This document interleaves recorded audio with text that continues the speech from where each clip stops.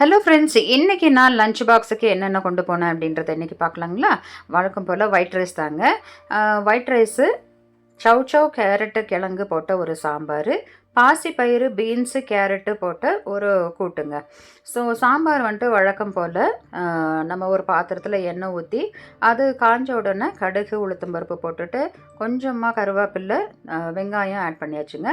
இது வணங்குறதுக்கு உப்பு மஞ்சத்தூள் போட்டு வணக்கிட்டு இருந்தேங்க. ஸோ அது வணங்கின உடனே நம்ம வாஷ் பண்ணி வச்சுருந்த காய்கள் கொஞ்சமாக பருப்பு ஆட் பண்ணிவிட்டு சாம்பார் பவுடரும் ஆட் பண்ணி அது கூட நம்ம தேவையான அளவு உப்பு ஆட் பண்ணிட்டேங்க.